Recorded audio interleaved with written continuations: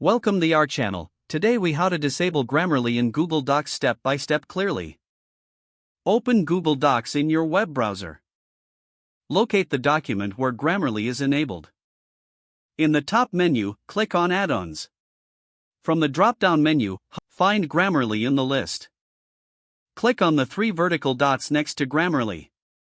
In the options, select Disable. A confirmation message may appear. Confirm that you want to disable Grammarly. Grammarly will now be disabled in your Google Docs. You can reactivate it anytime by following the same steps. Enjoy a distraction-free writing experience in Google Docs. If the page does not load, refresh the browser or try again in a private or incognito window.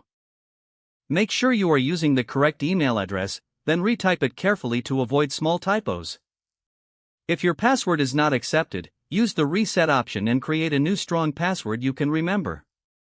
Check your spam folder for verification or security emails, then complete any requested confirmation. Enable two-factor authentication if available to improve account security and reduce unauthorized access risk.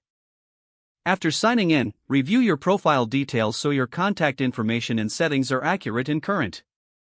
If you see an error message, note it down and try again after restarting your device and internet connection. Log out when you finish, especially on shared devices, to keep your account and payment information secure. If the page does not load, refresh the browser or try again in a private or incognito window. Make sure you are using the correct email address, then retype it carefully to avoid small typos. If your password is not accepted, use the reset option and create a new strong password you can remember. Check your spam folder for verification or security emails, then complete any requested confirmation steps. Enable two-factor authentication if available to improve account security and reduce unauthorized access risk. After signing in, review your profile details so your contact information and settings are accurate and current. If you see an error message, note it down and try again after restarting your device and internet connection.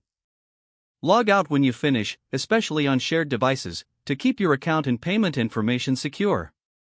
If the page does not load, refresh the browser or try again in a private or incognito window. Make sure you are using the correct email address, then retype it carefully to avoid small typos. Don't forget to like this video and subscribe to our channel for more step-by-step tech guides.